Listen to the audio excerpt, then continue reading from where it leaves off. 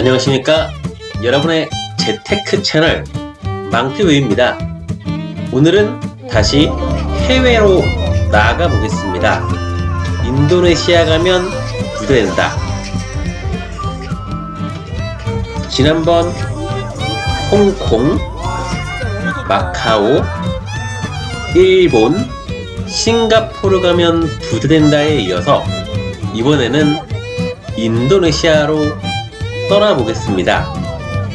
인도네시아 상당히 관심도 많고 말도 많은 나라죠. 그 인도네시아에 대해서 크게 세 가지 테마로 잡아 시리즈로 안내를 해드리겠습니다. 첫 번째 테마는 경제, 두 번째 테마는 문화, 세 번째 테마는 미래입니다. 자, 첫 번째 테마 경제, 간략히 설명을 해드리면 인도네시아의 인구에 대해 혹시 알고 계십니까? 네. 인도네시아의 인구는 지금 2015년에 2억 5천 명이었고 2050년에 3억 2천 명이 될 것으로 전망이 되고 있어요. 현재는 약 인도네시아 인구가 세계 4위, 전체 인구에서 3%, 4% 정도가 되고 앞으로 미래에도 비슷할 것으로 전망되고 있습니다. 그런데 여기서 집중할 것은 인구 수가 아니라 인구의 구성입니다. 2015년에는 한국의 중위 연령이 40.6세였고 2050년에는 53.9세로 예상이 되고 있어요. 그러니까 한국도 일본처럼 급격한 고령화가 예상이 되고 있죠. 그래서 경제적으로 좀 정체가 되지 않으리라 생각이 되고 있는데, 인도네시아는 2015년 기준 중위 연령이 28.4세고 2050년에는 36.0세입니다. 상당히 젊죠. 도시화율 역시 한국처럼 이렇게 급격히 성장할 것으로 예상이 되어가고 있고요. 지금 인구 분포에 집중을 하는 이유는 그 인구 분포에 따라서 아마도 경제 성장률이 연동되지 않을까 예상을 하고 있기 때문입니다.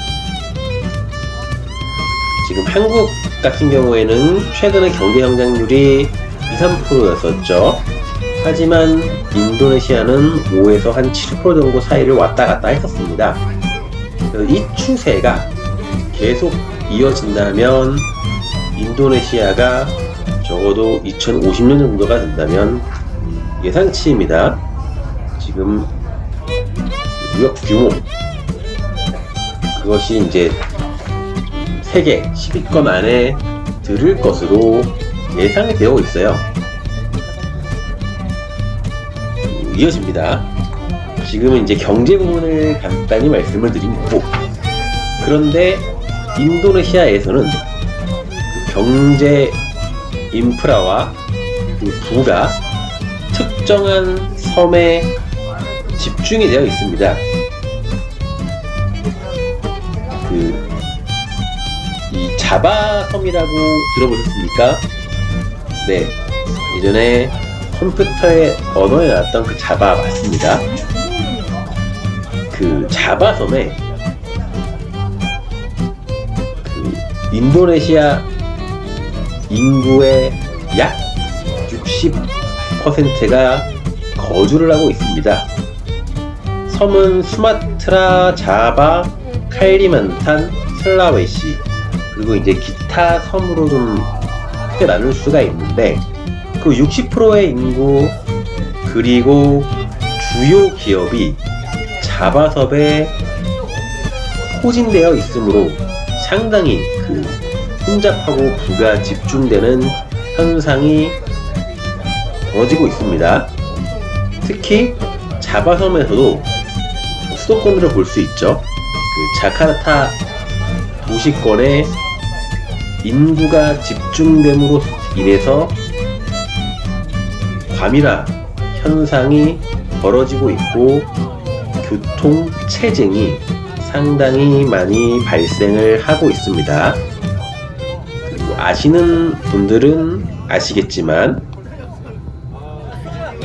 그 자카르타 북부 지방이 계속 침수가 되고 있어요.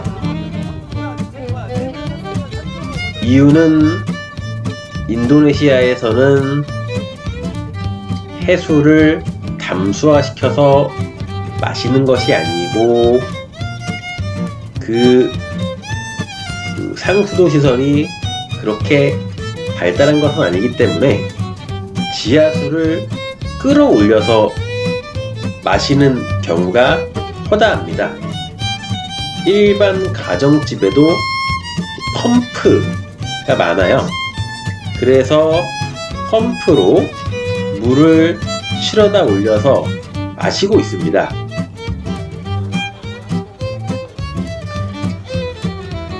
그러다 보니 지하수를 끌어올리면 그 수분의 양이 줄어들면서 지층이 내려가는 효과를 내고 있습니다. 따라서 집안이 조금씩 침하가 되어가고 있는 거죠. 그러다 보니 상대적으로 고도가 낮은 자카르타의 북부 지방은 조금씩 가라앉고 있습니다. 이 추세가 계속 이어진다면 나중에 북부 지방의 건물마저 침수가 될 수도 있어요. 이거는 정부와 민간기관 그리고 인도네시아 국민들이 좀 이렇게 많은 경각심과 관심을 가지고 해결해야 될 문제라고 생각을 하고 있습니다. 자, 그럼 계속 이어집니다. 미래 편을 보시겠어요? 인도네시아는 일단 이슬람 국가, 주요 종교는 이슬람입니다. 그 이슬람 교에서도 토착인의 그런 정신이 결합을 많이 해서 이른바 자바정신이라는 게 국민들의 마음속에 내재가 되어 있습니다. 자바정신을 쉽게 풀이하면 조화로 볼 수 있으나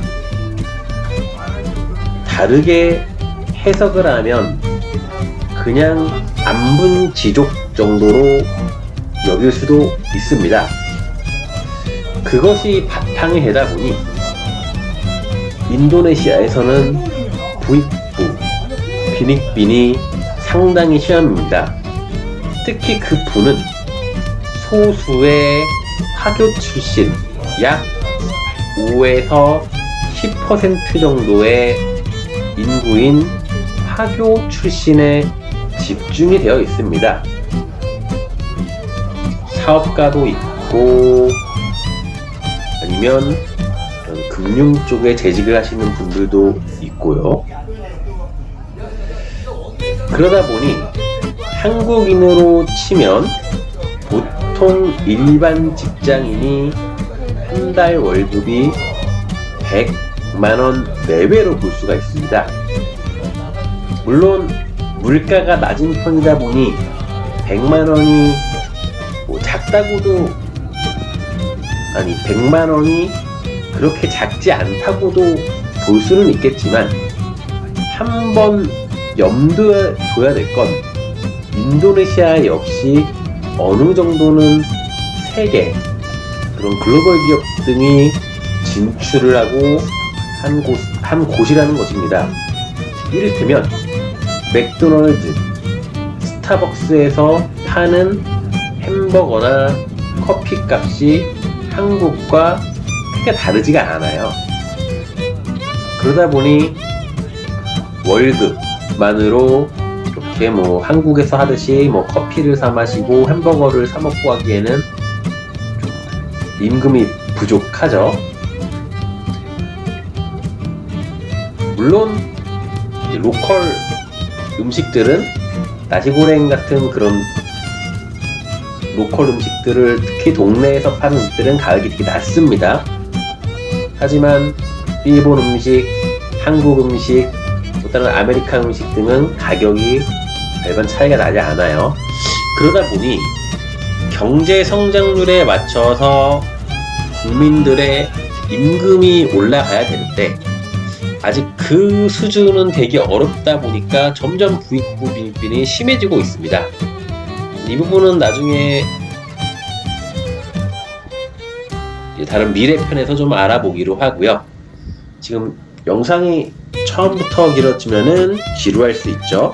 자, 이렇게 인도네시아 가면 부자 된다 제 1편에서는 인도네시아의 경제, 인도네시아의 문화, 인도네시아의 미래에 관해 간단히 말씀을 드렸고, 세밀하게 시리즈에 들어가면 관광지도 방문을 할 겁니다. 청계의 섬 같은 그런 관광지도 방문을 할 것이고, 인도네시아의 매력에 한번 빠질 수 있을 것입니다. 이렇게 재테크는 여러분의 마음의 부자로, 이렇게 망튜브는 여러분을 마음의 부자로 만들어주는 그런 정보를 계속 전달해 드리겠습니다. 영상이 도움이 되셨다면 좋아요, 구독, 알림 설정 눌러주세요.